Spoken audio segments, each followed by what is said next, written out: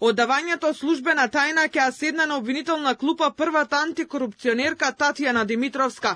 Таа на пријателска база го информирала екс-директорот на ТЕЦ Неготино Небоша Стојановиќ за службени белешки, отворање и распределба на предмети, одлуки по истите и податоци за проверка на имотот. Дополнително, според обвинението, првата антикорупционерка лажно го положила испитот за добивање сертификат за службена тајна, односно поранешен колега ревизор полагал во нејзино име. И за него има обвинение. Од службениот електронски уред на Државниот завод за ревизија пристапил од нејзината електронска адреса и во име и за нејзина сметка го положил тестот за класифицирани информации. Првата антикорупционерка неколку месеци е под мерки од судот, откако почна истрагата за неа, односно одземени е пасошот, а има забрана да работи на предмети во комисијата.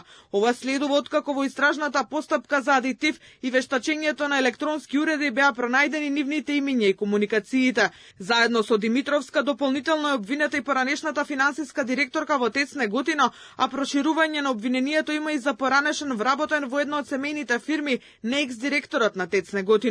Обвинителката која работи на случајот Наташа Поп Трајкова уверува дека ќе ја докажат вината на сите обвинети и е задоволна од текот, откако се промени главниот судија и неколку рочишта беа одложени.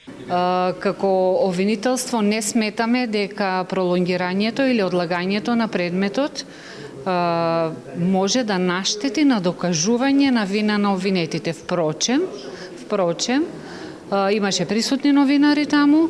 Предметот е со соодветна динамика, закажани се голем број на датуми на судења, така што во една законита и судска постапка обвинителството ќе докаже, смета дека ќе докаже вина. Случајот адитив опфати 30 на обвинети, меѓу кои екс-директорот на ИСМ Васко Ковачевски, кој е во бегство. Сите негираа вина и најавија своји вештачења во предметот. Обвинетите се сомничат дека злосторнички се здружиле и фаворизирале одредени компании за набавка на адитиви за јаглен, при тоа стекнувајќи нелегална имотна корист, а штетата се проценува на над 6,5 милиони евра.